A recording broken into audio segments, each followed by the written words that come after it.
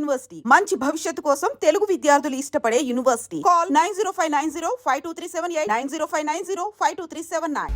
Hi hello నమస్తే, నేను మీ anchor Shiva. Welcome to iDream Media. ఈరోజు మన ముందున్న guest Chalaki Chanti. Already promo చూశారు. చలాకీ చంటి గారిని ఈరోజు నిన్ను తీసుకొని రావడానికి చాలా కారణాలు ఉన్నాయి. చాలా గ్యాప్ కూడా ఉంది ఆయనకి, ఇండస్ట్రీకి, ఆయనకి. ఆ కారణాలకి మనకి తెలియని విషయాలు తెలుసుకునే ప్రయత్నం అయితే చేద్దాం. చంటనతో చాలా మాట్లాడాలి యాక్చువల్లీ. ఎప్పటి నుంచో అనుకుంటున్నాం కానీ ఇప్పుడు కుదిరింది. ఆయన బిగ్ బాస్లో నుంచి బయటకు వచ్చాకే నేను ప్లాన్ చేశా. బట్ దాని తర్వాత కొంచెం కొన్ని కారణాల వల్ల అది అలా పోస్ట్ పోన్ అవుతూ రావడం జరిగింది. ఈరోజు వచ్చింది, మాకు అవకాశం ఇచ్చాడు అన్నకి చాలా థ్యాంక్స్ అన్న. ఫస్ట్ దగ్గర ఎప్పంటే ఎట్టరా. థ్యాంక్ యూ అన్న నా ఇంటర్వ్యూకి వచ్చినందుకు. Thank you so much. ఆరోగ్యం ఎలా ఉంది? సూపర్ అన్న. ఫస్ట్ నాకు బాధ వేసింది అన్న, మొన్న షోలో కూడా నేను అది చెప్పడం జరిగింది, చాలా వీక్ అయిపోయావు. ఆబ్వియస్లీ ఒకసారి ప్రపంచంలో ఎవడైనా సరే ఒకసారి హాస్పిటల్కి వెళ్ళిన తర్వాత వాడి పాత రోజులు ఉంటాయంటే అది నమ్మశక్యమైంది కాదు. ఆబ్వియస్లీ వీక్ అవుతాం కాబట్టి. కాకపోతే ఏంటంటే టైం పడుతుంది, పుంజుకోవడానికి కాస్త టైం పడుతుంది. బై గాడ్స్ గ్రేస్ తొందరగానే పుంజుకుంటున్నా. ఎలా బయటపడ్డారు అన్న హార్ట్ స్ట్రోక్ నుంచి? అది తట్టుకొని అప్పుడు మొత్తం అంత పెద్ద ఇదైపోయి ఇండస్ట్రీ వాళ్ళు ఏమైనా హెల్ప్ అలాంటివి ఏమైనా ఉన్నాయా? ఇండస్ట్రీ వాళ్ళ హెల్పా? ఎవరూ చేయలేదు బాయ్. ఎట్లుంటుందంటే ఎవరైనా పలకరింపు వరకు బాగుంటుంది, పలకరింపు దాటి ఇంకోటి ఉంటుంది ప్రాసెస్. అది కొంచెం చాలా దగ్గర మనుషులే చేస్తారు. ఆ పలకరింపు దాటి ఇంకో ప్రాసెస్ ఏంటంటే నేనున్నాను అనే ధైర్యం ఇవ్వడం అనేది అదొక కైండ్ ఆఫ్ ఇది. అది కాక ఇంకో పద్ధతి ఉంటుంది చూసావా, అక్కడికి ఎవరు రారు. సో నేనేమంటున్నానంటే ఎవరు రారు అన్నాకంటే ఎందుకు రావాలంటున్నా. ఎందుకు రావాలనే డౌట్ కూడా ఉంటుంది. ఇప్పుడు సడన్గా నేనే ఉన్నా, నా దగ్గర ఉండొచ్చు ఉండకపోవచ్చు, నేను చేయగలగచ్చు చేయలేకపోవచ్చు. చేయలేని పక్షంలో నేను చేయలేదు అంటే అవతలుడు తప్పు పట్టుకుంటాడు, అలానే నేను తప్పు పట్టినట్టే. సో ఏంటంటే మనం అవతలని తప్పు పట్టే బదులు అట్లీస్ట్ పలకరింపులు అవన్నీ ఉన్నాయనుకో కొంచెం ఓకే, హ్యాపీ ఫీల్ అవుతాం. బేసిక్గా పెద్దగా ఎవరు పలకరించలేదు. కొంతమంది ప్రముఖులు మాత్రం ఫోన్ చేశారు, పెద్దవాళ్ళే ఫోన్ చేసి జాగ్రత్త, బాగానే ఉన్నావు కదా, ఏదైనా ఉంటే నాకు ఫోన్ చేయి అని వాళ్ళు చెప్పడం వాళ్ళ బాధ్యత. చెప్పారు, చెప్తామంతే. నిజంగా ఆన్ స్పాట్కి వచ్చేటప్పటికి ప్రపంచంలో ఎప్పుడేం చేయడరా. నీ దగ్గర డబ్బులు ఉంటేనే నువ్వు బతుకుతావు, ఇది కలియుగం పాలసీ. నీ దగ్గర డబ్బులు లేకపోతే చచ్చిపో. State policy. పెద్ద స్టేట్మెంటే, చాలా పెద్ద స్టేట్మెంట్ ఇస్తున్నా. సంపాదించే ఊపుకున్నంతసేపు సంపాదించుకో, నీకుగా నీకేదైనా హడలు వస్తుందేమో చెప్పలేనని దాచిపెట్టుకో. అంతేగాని మన దగ్గర డబ్బులు లేనప్పుడు ఎవడో వచ్చి మనకు హెల్ప్ చేస్తాడనేది పచ్చి అబద్ధం. బాగున్నంత వరకే బాగున్నావా అని అడగడం, బాగాలేనప్పుడు బాగున్నావా అని అడిగేవాడు ఉండడు. ఇండస్ట్రీలో మన జనాలకి బయట నుంచి జనాలను చూస్తే వాళ్ళకి ఏమనిపిస్తుంది, ఈడిగేంట్రా ఇండస్ట్రీలో సినిమాల్లో పనిచేస్తున్నాడు బాగానే వస్తాయిలే అనుకుంటాడు. కానీ వాడికి తెలియదు మనకి ఎంత వస్తున్నాయి అనేది. ఎంత చెట్టుకి అంత గాలి. ఇప్పుడు మనం చెప్తామా ఏంటి, రోజుకి 5,000 తీసుకుంటున్నామని చెప్పం. 15,000 వచ్చినప్పుడు చెప్పామా, 30,000 వచ్చినప్పుడు చెప్పామా.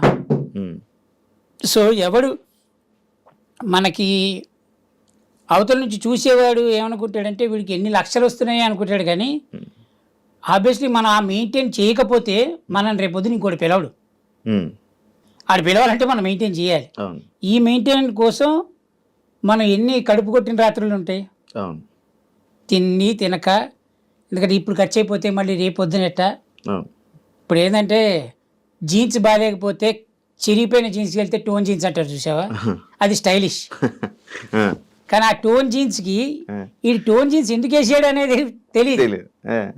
స్టైలిష్ కోసం మనం చింపుకుంటున్నాం, కానీ ఆ చింపుకునే దాని వెనక పెద్ద స్టోరీ ఉంటుంది, అది ప్రపంచంలో ఎప్పుడు చెప్పడు. అలానే ప్రతి ఆర్టిస్ట్ లైఫ్ ఏంటంటే గాజు వెనక బొమ్మ. వాడు ఎంత అందంగా తయారైతే కింద నుంచి వెళ్ళేవాడు చూసి భలే ఉన్నాడు అంటారు. కానీ ఆ గాజు ముందు ఆ జనాలు చూడడానికి ఈ బొమ్మ దగ్గరికి రావడానికి వెనక ఎన్ని బొమ్మలు వేసుకున్నాడనేది వీడికి మాత్రమే తెలుసు.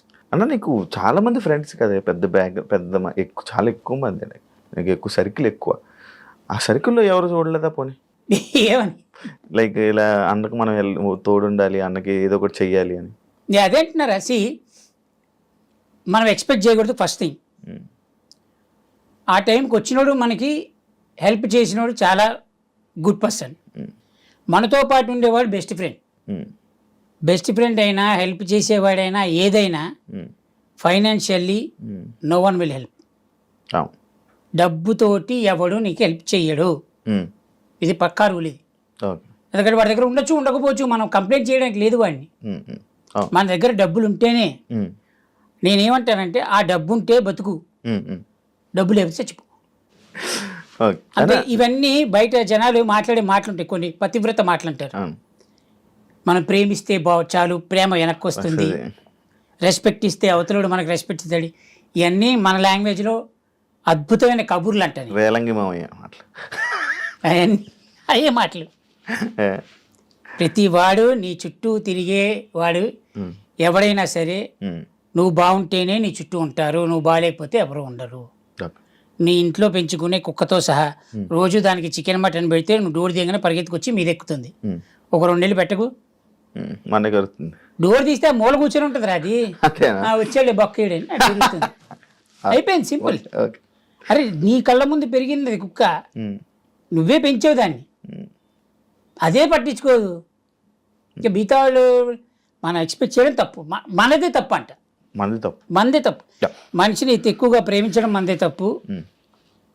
అతిగా వాడి మీద ఆశ పెంచుకోవడం అదే తప్పు. అది ఎవరైనా సరే ప్రపంచంలో ఈ బెస్ట్ ఫ్రెండు వీళ్ళు లేకపోతే నా జీవితం లేదు, ఇవన్నీ కష్టం రా, అంతే, జరగవు. కలికాలంలో అసలు జరగవు. ఇంతకు ముందు ఉన్న 3 కాలాలు బ్రహ్మాండంగా జరిగాయేమో. 4 పాదాల మీద న్యాయం నడిచింది, 2 పాదాలకు వచ్చింది, 3 పాదాల మీద గుర్రం పరిగెత్తింది, అన్నీ బాగుంటాయి. ఈ కలియుగంలో అది జరగదు. కలియుగం is only depends upon money. If you have money you live, if you don't have money please go head. అది హెల్లా బెల్లా వెళ్ళా అనేది. అన్న నువ్వు హాస్పిటల్లో ఉన్నప్పుడు కొన్ని యూట్యూబ్ ఛానళ్ళు కానీ, కొన్ని ఛానల్స్ కానీ నీ మీద చాలా చెత్తగా, చాలా తప్పుడు రాతలు, కొన్ని అతి మించి రాతలు రాయడం జరిగింది. బయటకు వచ్చాక మీరు చూసి దాని మీద ఎప్పుడైనా రియాక్ట్ అవ్వాలి కానీ, దాని గురించి మాట్లాడాలి కానీ నీకు ఏమైనా అనిపించిందా? అనిపించలేదురా. ఎందుకన్నా? థ్యాంక్స్ చెప్పాలనిపించింది నాకు ఒక్కటి, కానీ చెప్పలేకపోయాను ఎవరికి. అందరు యూట్యూబ్ ఛానల్కి థ్యాంక్స్. ఎందుకన్నా థ్యాంక్స్? కనీసం రాశారు కదా. ఓకే. నేను కొన్ని ఛానల్స్ నేను బయటకు వచ్చిందో చూసా. చంటీకి హార్ట్ అటాక్, చంటీకి బైపాస్ సర్జరీ డైరెక్ట్గా వాడే వచ్చి చేసాడు, ఇట్లా తీసి వైర్లు వేసి వాడే చేసాడు. మనకి ఇక చంటీ లేడా, ఇవన్నీ రాశారు బాగానే. ఎవరో బాగా తెలిసిన నీలాంటి ప్రముఖులు, కొంతమంది పరిచయం ఉన్నోళ్ళు కొంచెం డీటెయిల్డ్ మ్యాటర్ రాశారు. ఆబ్వియస్లీ వాడు ఎందుకు రాశాడు అంటే వాడి క్లిక్స్కి వాడికి కావాలి, లేదా వాడి ఛానల్ ఎందుకు చూస్తారు? రేటింగ్ కోసమే. ఆ క్లిక్ కొట్టడానికి కదా వాడు పెట్టుకుంది.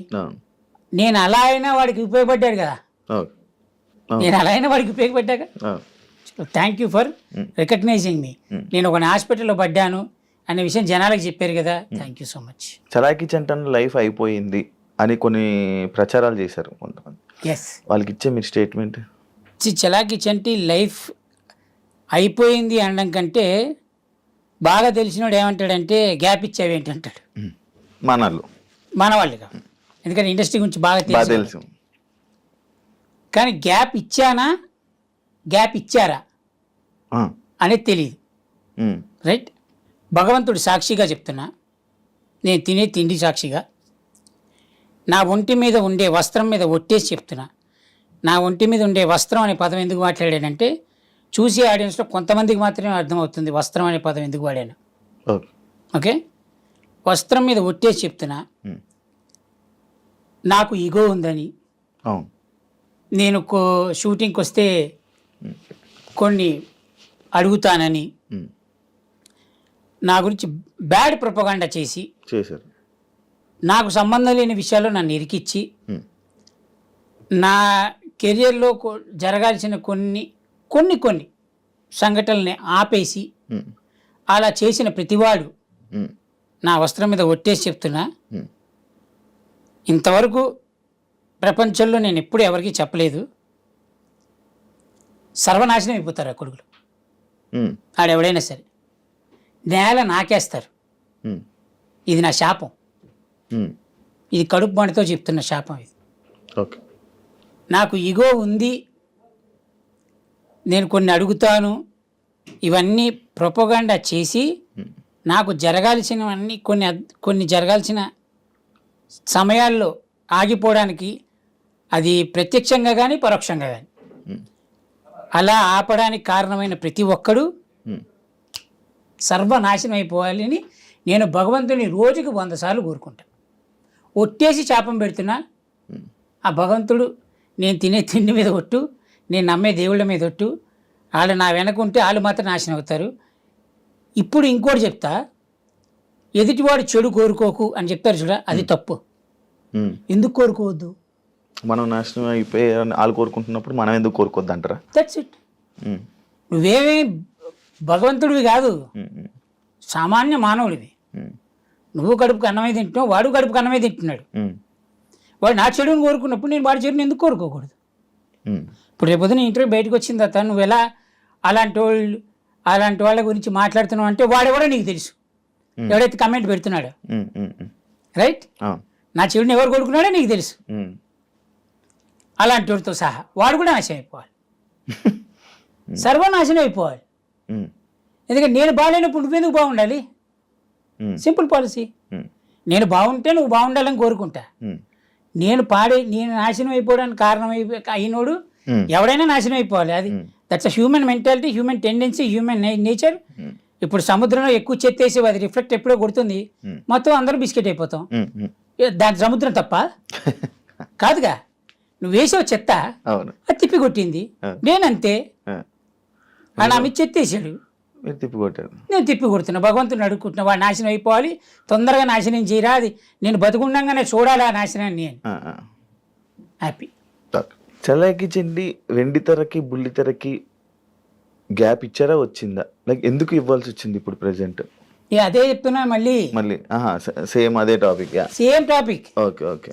మనం ఏదన్నా ఓ సినిమా ఆఫీస్కి వెళ్తే, అవును, అది ఇప్పుడు యాక్చువల్లీ నేను అదే అడగబోతున్నా. లైక్ ఏదైనా మనం సినిమా ఇండస్ట్రీలో ఉండాలి అని అంటే చాలా ఒక క్వశ్చన్ అది. సినిమా ఇండస్ట్రీలో ఉండాలంటే లేకపోతే కొంచెం సక్సెస్ అవ్వాలంటే సినిమా ఆఫీసులకి వెళ్ళి నాకు సినిమా అవకాశం ఇవ్వండి అని అడగడం కానీ లేకపోతే వాళ్ళతో మంచిగా ఉండడం కానీ జరిగితేనే వాళ్ళు ఇండస్ట్రీ కొంచెం సక్సెస్ అవుతుంది అంటారు. కానీ చలాకీ జంటికి ఏదో ఈగో అడ్డు పెట్టి కానీ లేకపోతే అడగడు, ఏం చేయడు అనేది ఒక టాక్ ఉంది. అక్కడ ఏంటది? ఈగో అడ్డు టాక్, రైట్? అంటే నీకెవడో చెప్పాడు. అవును, ఇప్పుడు నీకుగా నువ్వు నాతో తిరిగితే నీకు తెలుస్తుంది. అవును. ఇప్పుడు ఎవడో చెప్పిన మాటలు నువ్వు నమ్మి నువ్వు నన్ను అడగకుండా లేదా నువ్వు నా గురించి తెలుసుకోకుండా నువ్వు ఎలా తీసుకున్నావు డెసిషన్? సింపుల్ ఫ్యాక్ట్, సింపుల్ చెప్తా. ఇప్పుడు నేను ఒక సినిమా ఆఫీస్కి వెళ్ళా, అక్కడ డైరెక్టర్ పరిచయం, డైరెక్టర్ని అడిగా, ఆయన 4 రోజులు డేట్లు ఇచ్చారు మనకి. కో డైరెక్టర్ని పిలిచారు, డేట్లు ఇవ్వండి అన్నాడు. కో డైరెక్టర్ అన్నాడు, రాసుకున్న నెంబర్ రాసుకున్నాను భయ్యా, మీకు తొందరగా ఫోన్ వస్తుంది. ఇప్పుడు ఈ సినిమా పలానా సినిమా ఆఫీస్ నుంచి నాకు డేట్లు వస్తుందనే ఆశతోటి మనం బతుకుతుంటాం, రైట్? అది రాదు. అది ఎందుకు రాదు అంటే దాని వెనక 100 కారణాలు ఉండొచ్చు. ఎలా అంటే ఆ కో డైరెక్టర్కి నేను పడకపోవచ్చు, లేదా ఇప్పుడు నేనేమంటానంటే నాకు ఈగో అనే టైప్ ఆలోచిస్తే ఆబ్వియస్లీ ఒక ఆర్టిస్ట్ అనేవాడు తలుపు తీయంగానే ఇట్లా ఒంగోని రాలేడు కదా. ఇప్పుడు ఆ ఒంగోని రాకపోవడం కోడైరెక్టర్ నచ్చకపోవచ్చు. నేను కోడైరెక్టర్ అనట్లే, జనరల్గా చుట్టుపక్కల మనిషి, దానిలో ఎవడో ఒకడికి నచ్చకపోవచ్చు. దరిద్రానికి మన టైం స్లాట్ వాడి చేతిలోనే ఉండొచ్చు. వాడికి నచ్చపోక మనని పిలవక మన ప్లేస్లో వేరే వాడిని పెట్టి ఉండొచ్చు. లేదా వాడిని వేరే వాడిని ఎందుకు పెడతాడు? వాడు నచ్చి ఉండొచ్చు. వాడికి మధ్య 100 ట్రాన్సాక్షన్ జరిగి ఉండొచ్చు. ట్రాన్సాక్షన్ ఇన్ ద సెన్స్ అదే లాట్ ఆఫ్ థింగ్స్. సో ఇప్పుడు ఎవరిని తప్పు పట్టడానికి లేదు ఇక్కడ. మన బాధ్యత ఏంటి, మనం వెళ్ళి అడిగాం. అలానే ఒకే ఆఫీసుకి 100 రోజులు తిరగంగా, అవును 100 రోజులు తిరగంగా, 100 రోజులు తిరిగేటప్పటికి 100 రోజులు ఏ ఆఫీస్కి వెళ్తాం, డైరెక్టర్ మనకి మహా క్లోజ్ అవును అన్నప్పుడు వెళ్తాం. ఆ డైరెక్టర్ ఇస్తాడు మనకి ఛాన్స్, ఎందుకంటే మనతో తిరిగాడు, మన గురించి తెలుసు. మనం ఏంటో తెలుసు. కనీసం ఒక డైరెక్టర్ మన మీద గుడ్ ఇంప్రెషన్ ఉందనుకో, అతను కూడా ఇస్తాడు మనకి ఛాన్స్. కో డైరెక్టర్ వచ్చి చెప్పినా ఏదైనా చంటి వద్దండి సతాయిస్తాడండి అదంట ఇదంట అని చెప్పినా కూడా నాకు తెలిసిలేవా డేట్లీ అంటాడు. ఎందుకు, అతని గురించి కొద్దిగా గొప్ప, నా గురించి కొద్దిగా గొప్ప అతనికి తెలుసు. ఇప్పుడు కొత్త డైరెక్టర్లు వాళ్ళకి ఏం తెలుసు, తెలియదు. ఇప్పుడు నేను కనబడింది, ఇప్పుడు నాకంటే ఏజ్ తక్కువ ఉన్నాడు, లేకపోతే నా తర్వాత ఇండస్ట్రీకి అసిస్టెంట్గా జాయిన్ అయ్యి ఇప్పుడు డైరెక్టర్ అయిపోయి హైలీ టాలెంటెడ్ డైరెక్టర్స్ అయిన తర్వాత అన్న చంటే నా బాగున్నావా అని పలకరించేవాళ్ళు కొంతమంది ఉంటారు. నేనేమనుకుంటా అంటే రెండు సినిమాలు హిట్ కొట్టారు కదా, అన్న చంటన్న అనేప్పుడు మనం ఏం ఫీల్ అవుతాం, భయ్యా ఎలా ఉన్నారంటాం. ఇప్పుడు భయ్యా ఎలా ఉన్నారని మనం పిలిచిన తర్వాత భయ్యా అవసరం లేదన్నా, నన్ను ఏదో పేరుతో నాకున్న పేరుతో పిలువ అంటాడు. అలా కాదు భయ్యా నేను లేదు వద్దన్నానా అంటాడు. ఇప్పుడు మనం పేరుతోటి పిలవడం మొదలెట్టాం. ఈ పక్కన ఉంటారు కొంతమంది. ఇప్పుడు ఈ డైరెక్టర్కి నాకు జరిగిన కాన్వర్జేషన్ వీళ్ళకి తెలియదు. నేను పేరుతో పిలిచిన రావడం వల్ల ఇది ఒక సంఘటన జరిగింది చెప్తున్నా. జరిగింది నేను పేరుతో పిలవడం వల్ల ఈ పక్కన టీం హర్ట్ అయిందంట, అందుకని క్యారెక్టర్ తీసేశారు. ఇంకా గొప్ప విషయం చెప్తా, ఒక డైరెక్టర్ ఒక సినిమాలో కమిట్ అయిన తర్వాత ఒక డైరెక్టర్ ఫాదర్ అక్కడ కూర్చొని ఉన్నారు. ఇప్పుడు అతను బోర్డు వేసుకోలేదుగా నేను డైరెక్టర్ ఫాదర్ని అని. మనం వెళ్ళాము నార్మల్గానే ఉన్నాం, ఆ పక్కన నుంచే ఉన్నాం. మనం ఆయన సిగరెట్ తాగుతున్నాడు, నేను సిగరెట్ తాగుతున్నాను. ఇప్పుడు ఆయన డైరెక్టర్ ఫాదర్ అని మనం తెలిస్తే మనం రెస్పెక్ట్ ఇచ్చి అయ్యో సారీ అంకుల్ అని మనం అటు వెళ్ళిపోతాం, లేదా అసలు అటు సైడే వెళ్ళాం. నా పక్కన నుంచి సిగరెట్ తాగి ఈడేం ఆర్టిస్ట్ అని క్యారెక్టర్ని తీసేస్తాడు ఎవడైనా.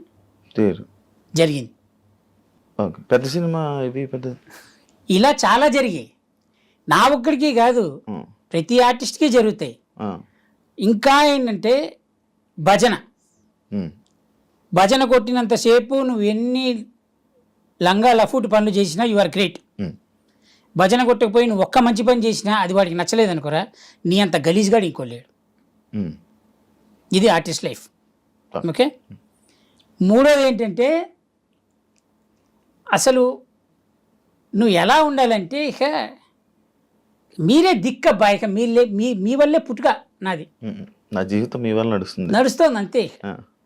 ఇక అసలు నేను నేల వేస్ట్, నీ నేల. మీరు నన్ను వజ్రంగా తయారు ఈ సినిమాతోటి డైరెక్ట్గా, ఈ సినిమాలో క్యారెక్టర్ మీరు ఇవ్వడం వల్లే డైరెక్ట్ నంది ఆస్కర్కి వెళ్ళిపోతాను అన్నట్టుగా డైరెక్టర్తో బిహేవ్ చేయాలి, అప్పుడు నీకు ఒక అద్భుతమైన క్యారెక్టర్ పడుతుంది. అంటే ఇప్పుడు ఇండస్ట్రీలో టాలెంట్ని చూసేవారా ఆర్టిస్టులకి అవకాశాలు చూసి ఇవ్వరా అనే క్వశ్చన్ తప్పు అంటున్నా. అచ్చా, ఇప్పుడు బ్రహ్మానందం గారు చెప్పినట్టు ఆయనకంటే సీనియర్ ఆర్టిస్టులు ఉన్నారు, వాళ్ళు వెళ్ళిపోయే టైంకి ఆయన వచ్చారు. ఆయన తర్వాత చాలామంది ఉన్నారు ఆర్టిస్టులు. ఈయన రన్నింగ్లో ఉన్నారు కాబట్టి ఈయన గ్యాప్ ఇచ్చినప్పుడు కొంతమంది ఆర్టిస్టులు హైలైట్ అయిపోయారు, రైట్. మళ్ళీ ఆయన ఫామ్లోకి వచ్చారు, మళ్ళీ నడుస్తుంది. అట్లంటే పాత నీరు పోయి కొత్త నీరు వస్తూ ఉంటుంది. ఇప్పుడు నేను పాతోడు అనట్లే, నేను ఇండస్ట్రీకి వచ్చి 15 ఏళ్ళు అయింది, దాంట్లో తిప్పి కొడితే 6 ఏళ్ళు పనిచేసి ఉంటాయి ఇండస్ట్రీలో ఆర్టిస్ట్గా, అంతే. మిగతా అంతా జబర్దస్తే. సో ఇప్పుడు ఏమైందంటే మనం మనని చూసే, ఇప్పుడు అందరూ నన్ను చంటన్నా అని పిలిస్తే అది ప్రేమ, వాడికి నా మీద ఉన్న ప్రేమ. చంటన్నా అని పిలవడం వాడి బాధ్యత. వాడు ఏం ఫీల్ అవుతున్నాడు, వాడికంటే నేను పెద్దోడిని, నేను ఎరా అబ్బాయి ఎలా ఉన్నావు అని పిలుస్తా, నాకంటే చిన్నోడైతే. నాకంటే పెద్దోడు నేను ఎరా అని ఎలా పిలుస్తా కదా. ఆ ప్రేమ అభిమానాన్ని వాళ్ళు నన్ను చంటన్నా అని పిలుస్తుంటే పక్కోడికి ఏమనిపిస్తుంది అంటే వీడు చంటి కొంచెం పెద్దోడే అన్న రెస్పెక్ట్ ఇచ్చి వీడు చంటన్నానే పిలవడం మొదలెడతాడు. అలా ఇప్పుడు అతను చంటన్నాని పిలిచి ఇతను చంటన్నాని పిలిచి ఇతను చంటన్నాని పిలిస్తే అందరూ నన్ను చంటన్నాని ఎలా పిలుస్తున్నారో అలానే ఒకడి వెళ్ళి ఒక ఆఫీస్లో చంటి టైంకి రాడంట కదా చంటికి ఈగో ఉందంట కదా ఉమ్, అనేది ఒకటి ప్రాసెస్ పెడితే ఉమ్, వాడి కిందోడు వీడిని సపోర్ట్ చేయాలి, ఎందుకంటే తప్పదు. అవును వీడు చెప్పిన మాట సై అనాలి. అవును. ఈ సై అనే మాటకి ఉమ్, అంట కదా అన్న వ్యక్తి నాతోటి పని చేయలే, ఉమ్, ఈ పక్కన సై అంటున్న మాటోడు నాతోటి పని చేయలే. పనిచేయదు. పోనీ నాకు క్యారెక్టర్ ఇద్దామనుకున్న డైరెక్టర్ ఉన్నాడు చూసావా, అతనికి నా గురించి తెలియదు. ఉమ్, వీళ్ళు ముగ్గురు చెప్పడం వల్ల ఉమ్, ఆ డైరెక్టర్ ఇవ్వాలనే ఇది కూడా పోయిందిగా. అవును. అలా ఎన్ని సినిమాలు పోయి ఉంటాయి నాకు. అందుకే నన్ను ఇండస్ట్రీ ఆపేసి జబర్దస్త్కి మళ్ళీ వెళ్ళడానికి కారణం అంటే ఒకనొక టైంలో ఇలా నడుస్తుంది, సినిమాల్లోకి వెళ్ళావు, మంచి నడుస్తుంది, సడన్గా సినిమాలు ఆపేసి మళ్ళీ జబర్దస్త్ వైపు తిరిగావు. అదే చెప్తున్నా. ఇప్పుడు ఆఫీస్కి వెళ్తాం అబ్బాయి, అడగడం మన బాధ్యత, లిటరల్గా అడుక్కోవడం మన బాధ్యత. ఉమ్, అడిగాము, ఇస్తాను అని వాళ్ళు చెప్పంగానే మనం జబర్దస్త్ మానేసి ఉమ్, లేదంటే డైలీ నడిచే రొటీన్ ఉమ్, ఉమ్, వచ్చే ఖర్చులు మానేసుకొని ఇంట్లో కూర్చోలేంగా. ఉమ్, ఉమ్, ఉం? అవును. ఇప్పుడు అది నడుస్తోంది కాబట్టి కొంచెం జనాల్లో కనబడుతున్నాం కాబట్టి ఉమ్, మనం ఇంకా గుర్తుపెట్టుకుంటారు. ఉమ్, ఉమ్, ఆ చనువుతోటి మనం ఆఫీస్కి వెళ్ళగలుగుతున్నాం. అవును. ఇప్పుడు అది లేక ఈ సినిమాలే వస్తున్నాయని కూర్చుంటే ఉమ్, ఈ సినిమా రాకపోతే అలా రాలేదుగా. అవును. అవును. అందరూ ఏమనుకుంటారు, జబర్దస్త్ నడుస్తాం కదా బాగానే సంపాదించుకుంటున్నాడు అంటారు. కానీ జబర్దస్త్లో ఎంత సంపాదిస్తున్నాడు అనేది టీం లీడర్లకి మాత్రమే తెలుసు. ఆ, వాడికి వచ్చే పేమెంట్ ఎంత, వాడు ఇచ్చే పేమెంట్ ఎంత. ఆ, చూసేవాడు ఏమనుకుంటాడు, ఇది ఏంటి కారులో తిరుగుతున్నారు అనుకుంటారు. కానీ కారు కొనడం చాలా ఈజీ, ఈజీ. ఈఎంఐలు కట్టద్దు. ఆ, ఇల్లు కొనడం చాలా ఈజీ. అంతేగాని ఇప్పుడు ఆ జబర్దస్త్ వస్తుంది కదా అని చెప్పి లైఫ్ని రోడ్డు అలానే బండి మీద వెళ్తూ బతకలేంగా. ఉమ్, కొంచెం ఏజ్ పెరిగి మన ఇమేజ్ కూడా పెరుగుతూ ఉంటుంది. దాంతో పాటు మనం మెయింటైన్ చేయాలి. అవును. మెయింటెనెన్స్ కోసమే ఆర్టిస్ట్ సగం జీవితం శంకరాగిపోయేది. కాదండి, ఇప్పుడు జబర్దస్త్ మళ్ళీ వెళ్ళే ఆలోచన కానీ లేదు అవకాశం వచ్చినా లేదు వద్దన్నారు నన్ను. ఎందుకు వద్దన్నారు, ఎందుకు వద్దన్నా? తెలియదు నాకు కూడా. నాకున్న దరిద్రమైన అలవాటు ఏంటంటే ఎవడైనా నన్ను వద్దు అని అంటే ఎందుకు అని నేను అడగను. ఆ, అది ఇక ఎవరు ఎట్లయినా రాసుకొని దాన్ని. ఒకడు ఈగో అంటాడు, ఒకడు పొగరంటాడు, ఉమ్, ఒకడు నానా విధాలు మాట్లాడతారు. నేనేమంటానంటే సెల్ఫ్ ఉమ్, అది ఉంటుంది కదా లోపల, రెస్పెక్ట్, అదంటా నేను. ఉమ్, ప్రపంచంలో ఎవరికి లేదు ఈగో. అసలు ఉమ్, ఈగో లేని జీవరాశి ఈ భూమి మీద ఎవడూ పుట్టలేదు ఇంతవరకు. ఉమ్, ఈగో లేని జీవరాశి అవును. భూమి మీద ఏ పుట్టక లేదు. ఏదో ఒక చిన్న దాంట్లో కనిపిస్తుంది ఉంటుంది. మరి వాళ్ళు ఎలా అంటారు నాకు ఈగో ఉందని నాకు అర్థం కాదు. ఇప్పుడు నీ దగ్గర తప్పు లేనప్పుడు కదా నువ్వు ఎదుటి తప్పు అని చెప్పాలి. నీ కథ అంతా నీ ఈగో మీద అంటే నీ ఈగో అనే టాపిక్ మీద నడుస్తుంది ఇప్పటికీ. నేను ఇందాక చెప్తుంది అదే. నేను ఒంటి మీద వేసుకున్న వస్త్రం మీద ఒట్టేసి చెబుతున్నా,